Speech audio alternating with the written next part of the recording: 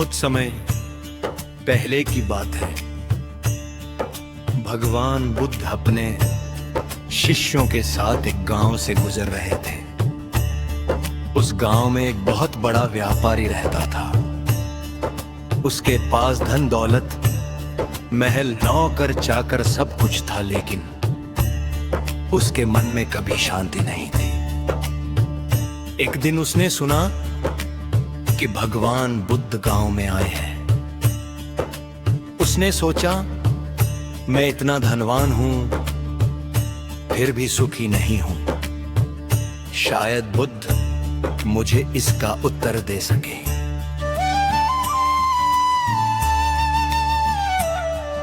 वह बुद्ध के पास पहुंचा और बोला, भगवान, मेरे पास सब कुछ है, फिर भी मन हमेशा बेचैन रहता है। मुझे सच्चा सुख कैसे मिलेगा?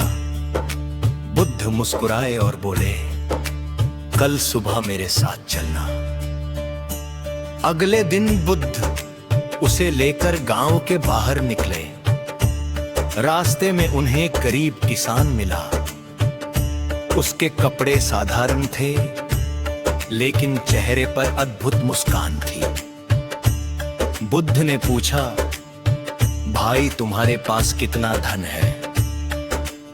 किसान हंसकर बोला, भगवान, धन तो बहुत काम है, लेकिन भगवान ने जो दिया है उसी में संतोष है।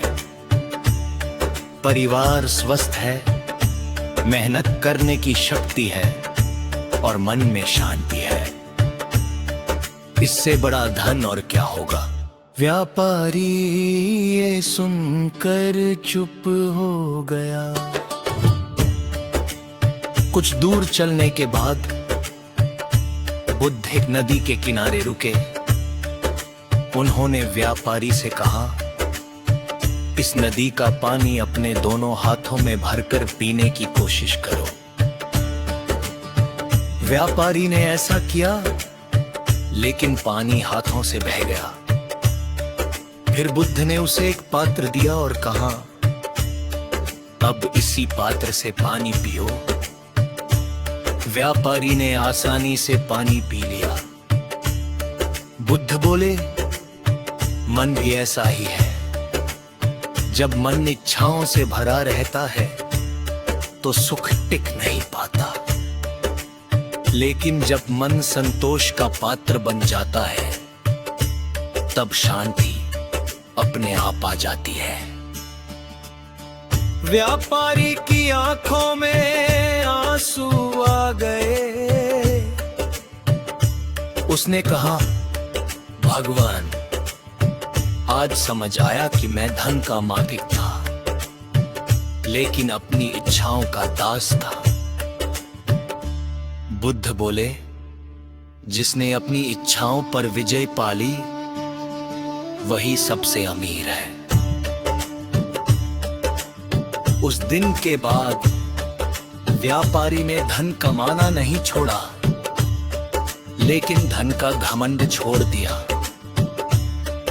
उसने गरीबों की सहायता शुरू की, परिवार के साथ समय बिताया और हर दिन कृतज्ञता का अभ्यास किया।